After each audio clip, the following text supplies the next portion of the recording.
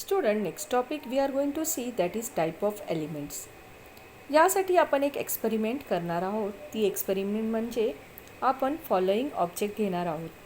एक आहे आयन नेल, शीट, आयनचा नेल म्हणजे खिळा किंवा एखादी शीट, त्याच्यानंतर copper wire, aluminium wire, a piece of a coal. Rub each object on the fresh surface of a sandpaper and observe. प्रत्येक ऑब्जेक्टला आपल्याला सँडपेपरनी घासायचं आहे आणि त्याला आपल्याला ऑब्झर्व करायचं आहे.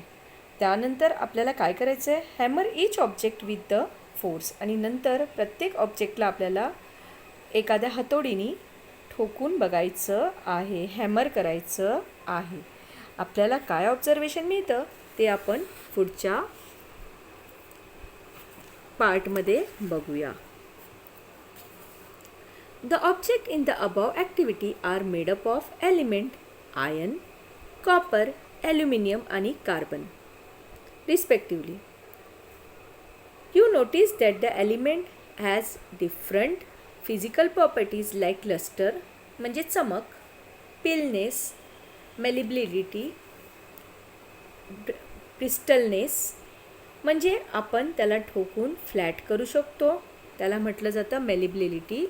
आणि ब्रिटलनेस म्हणजे जर आपण कोळसा घेतलेला होता, तो कोणाचा हे होता तर कार्बन, त्याला आपल्याला ठोकल्यानंतर आपण बघितलं तर काय झालं, त्याचा भुस्सा झाला. According to that the element are classified. In earlier times the element were classified into metals and non metals. अशा प्रकारे आपण एलिमेंट्सला क्लासिफाय करू शकतो की कोणते मेटल्स आहेत आणि कोणते non metals. After invention of a new elements, a new type of a metalloids discovered.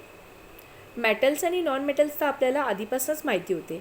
Metals म्हणजे काय तर त्याला लस्टर असते, चमक असते, ते जास्त करून सॉलिड असतात.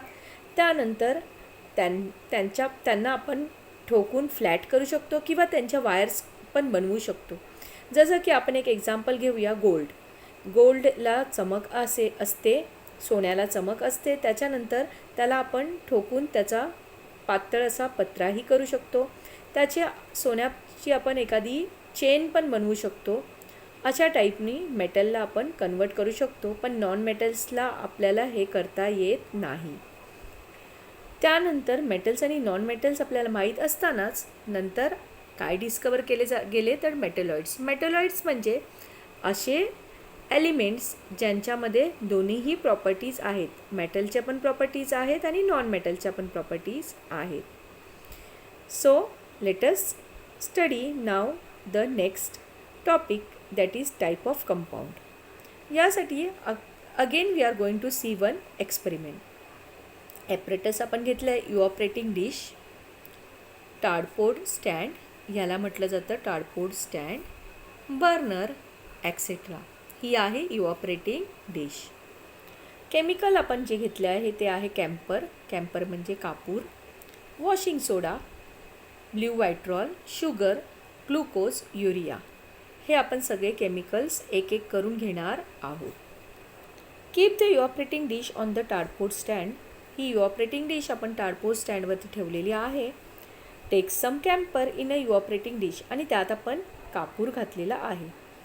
Heat the camper in the dish strongly with the help of a burner. Find out what remains behind in the evaporating dish. Repeat the above procedure using limestone, washing soda, blue vitriol, sugar, glucose, urea instead of camper. पहिला आपण कापूर घातला, त्याला heat केलं आणि बघितलं की काय झालं ते. त्यानंतर आपण प्रत्येक केमिकल घेतलं आहे आणि त्याला आपण हीट करून आपण त्याला बघणार आहोत, त्याचा रेकॉर्ड ठेवणार आहोत. Record your observation in the following table. या टेबलमध्ये आपण त्याचं ऑब्झर्वेशन रेकॉर्ड करणार आहोत. You saw in the above activity that on heating strongly some compounds gives residue while other do not give any residue or give a blackish residue.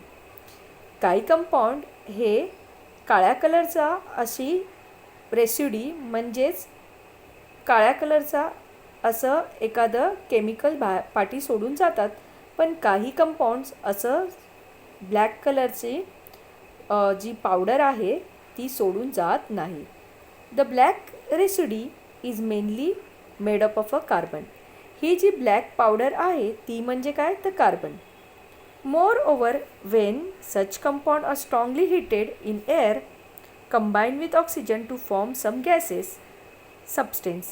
हे जे compound जर ऑक्सिजनच्या प्रेझेन्समध्ये जर हीट केले तर वेगवेगळ्या टाईपचे गॅसेस बाहेर पडतात.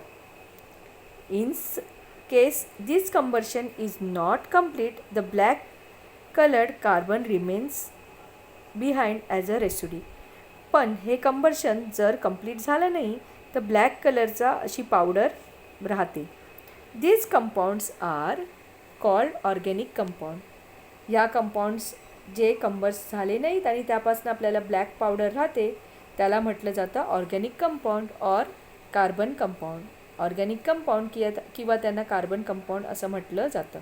For example, materials like carbohydrate, protein, hydrocarbons, म्हणजेच ह्याला आपल्याला एक्झाम्पल दिलं आहे पेट्रोल किंवा cooking gas, are made up of organic compound.